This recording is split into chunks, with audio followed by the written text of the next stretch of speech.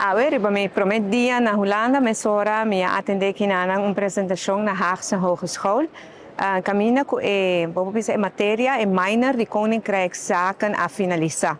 E é finalizar com alguma tarefa com estudante na Haia.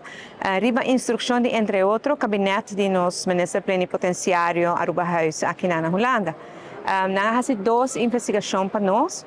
Um está com nós para melhorar o êxito de nossos próprios estudantes aqui na Nós temos recomendações muito interessantes que nós por para preparar estudantes mais melhor.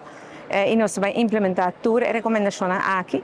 E outra está como por melhorar a presença digital, a presença e conhecimento para generar mais conhecimento de Aruba Huis e cultura para nós cidadãos que vivem aqui na Holanda. Melhorar naturalmente o website, dar mais informação, mas usar também para informação da local que verdade nós temos ser de Haia. Minhas vezes, ambas apresentações são somente interessantes, claro, na apresentar também alguma recomendação para o Boneiro, que é aplicável para Aruba também, para o que trata mercado laboral, e talvez tenha outro grupo também para o que está corso.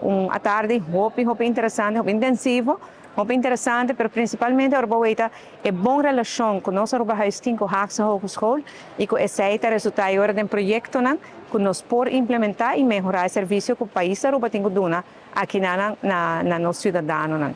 A relação com o Haagse Hogeschool é muito particular. Na Aruba, 2 semanas e meia passar, mas na um colégio na universidade, junto com estudantes da Universidade de Aruba. Durante o colégio, nós damos uma apresentação, nós pedimos certa informação, nós damos tudo. E nós estamos sumamente contentes e agora nós temos relato de viagem aí. E nós estamos muito contentes de trato com a Aruba, tanto de governo, de parlamento, nós vamos também na Marineiros Caserna, nós vamos Parque Aricó, nós estamos muito satisfeitos de Aruba. Mas atrás, é para o meu encontro aqui na Holanda, como muito exitoso.